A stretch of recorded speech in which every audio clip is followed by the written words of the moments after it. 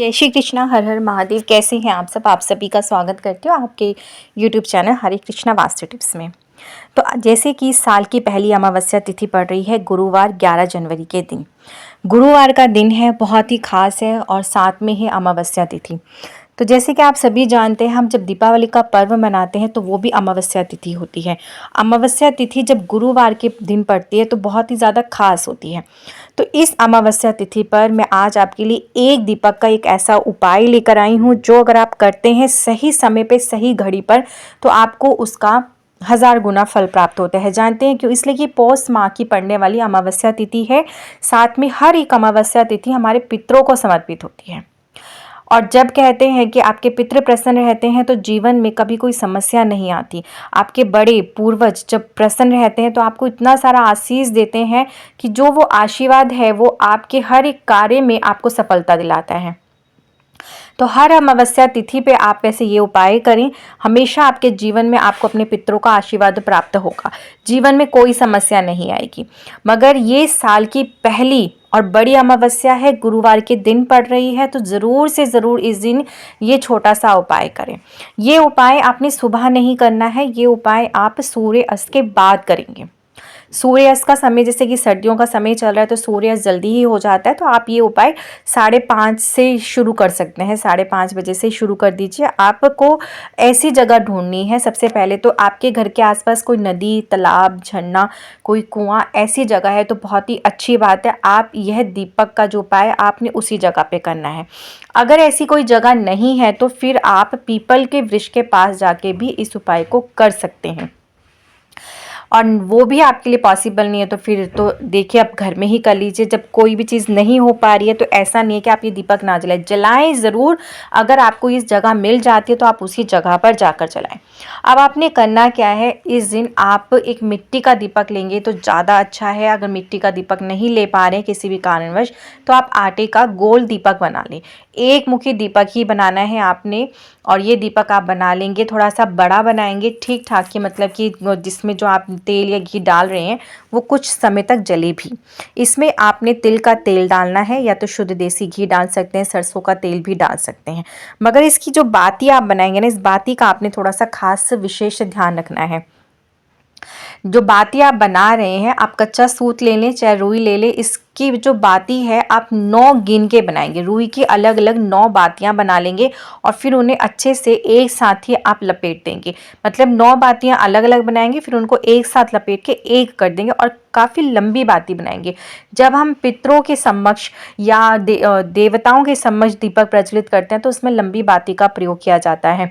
और जब आप अपने घर के अपने कुल वंशज को लंबे समय तक रखना चाहते हैं, लंबी वृद्धि रहे आपके वंशज की, आपके घर में लक्ष्मी का लंबे समय तक वास रहे, तो लंबी बाती का ही प्रयोग करना चाहिए। तो इस तरह से लंबी बाती बना लेंगे। शुद्ध देसी घी डाल दें या तो फिर आप तिल का तेल का प्रयोग भी कर सकते हैं। अब इसके बाद आपने इसके अंदर एक छोटी सी चीज़ और भी डालनी है। गुरुवार का दिन है, आप इसके अंदर पीली सरसों डालेंगे। घर में जब नकारात्मक ऊर्जा होती है या किसी तरह की कोई समस्या चल रही होती है, नज़र हाई दोष होती है, तो गुरुवार का दिन जो होता है ना, सही मायनों में नज़र उतारने का दिन यही दिन होता है। और इस दिन पीली सरसों से अगर नज़र उतारी जाए तो सही मायने में नज़र उतर जाती है। इसलिए बंगलामुखी माता को पीली सरसों अर्पण की जाती है, और पीली सरसों से जब भी नज़र उतारी जाती है तो अच्छे से उतर जाती है। तो घर की नकारात्मक ऊर्जा को भी दूर करना है, पितरों का आशीर्वाद भी प्राप्त करना है, तो इसके अंदर आप थोड़ी सी एक चुटकी पीली सरसों ज़रूर डालें।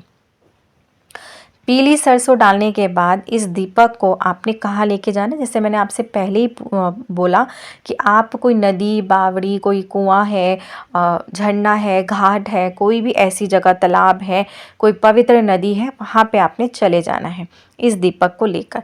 अब ये दीपक ले जाके आप वहाँ पे कोई जगह ढूंढें, और दीपक जब आप जलाएं तो ध्यान रखें कि दक्षिण दिशा के मुख की तरफ जलाएं। अगर आपके आसपास कोई ऐसी नदी नहीं है या कुछ भी नहीं है तो ये दीपक आप पीपल के वृक्ष के पास भी जला सकते हैं। जब पीपल के वृक्ष के पास जलाएं तो भी आपने दिशा का ज़रूर से खास तौर से ध्यान रखना है, इसलिए कि ये दीपक पितरों के निमित्त करके रखा जा रहा है, इसलिए कि अमावस्या तिथि है, तो ये आपने दक्षिण दिशा की तरफ मुख करके इस दीपक को जला देना है। दीपक जलाएंगे, वहीं आप बैठेंगे ज़रा 5-10 मिनट और प्रार्थना करेंगे कि आपके घर में जो भी समस्या, जो भी परेशानी चल रही है वो सारी अब दूर हो जाएगी। इस तरह से ये दीपक जला के प्रार्थना करके आप घर आएंगे।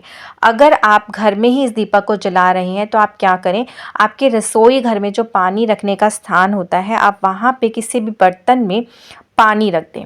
पानी रख के उसके ऊपर ढक्कन रखें और उसके ऊपर ही इस दीपक को जला दें और अपने पितरों का स्मरण करें, मगर ध्यान रखें कि इसकी दिशा दक्षिण दिशा की तरफ ही होनी चाहिए। दीपक की लौ का इसका विशेष ध्यान रखेंगे। इस तरह से आप अपने रसोई घर में भी इस दीपक को जला सकते हैं। तो ये जो वीडियो है सभी के लिए है, अपने पितरों को प्रसन्न करने के लिए आप अमावस्या तिथि पर ये उपाय करें। और जितनी भी अमावस्या तिथि पड़ती है, हर अमावस्या तिथि पे पहली अमावस्या से सभी शुरू करें और फिर हमेशा करते रहें। इस तरह से अगर आप साल में पड़ने वाली अमावस्या तिथि पे इस एक दीपक का प्रयोग करते हैं तो आपके जीवन में कोई भी परेशानी कभी नहीं आती। आप खुद देखेंगे कि धीरे धीरे वो परेशानी आपके जीवन से दूर जा रही है, आपके पितृ प्रसन्न हो रहे हैं और आपको बहुत सारा आशीष दे रहे हैं। आपके घर में माता लक्ष्मी की कृपा दृष्टि सदैव बनी रहेगी। वीडियो अच्छी लगे तो प्लीज़ ज़्यादा से ज़्यादा शेयर करें, लाइक करें, सब्सक्राइब करें। अब मुझे आज्ञा दीजिए, फिर आती कुछ ऐसे ही खास ज्योतिष उपाय के साथ में जिसको करके ना जीवन में कभी कोई परेशानी नहीं आती, मगर उपाय विश्वास और श्रद्धा के साथ कीजिए। सभी को जय श्री कृष्णा, हर हर महादेव। कमेंट्स बॉक्स में जय श्री कृष्णा, हर हर महादेव अवश्य लिखिएगा।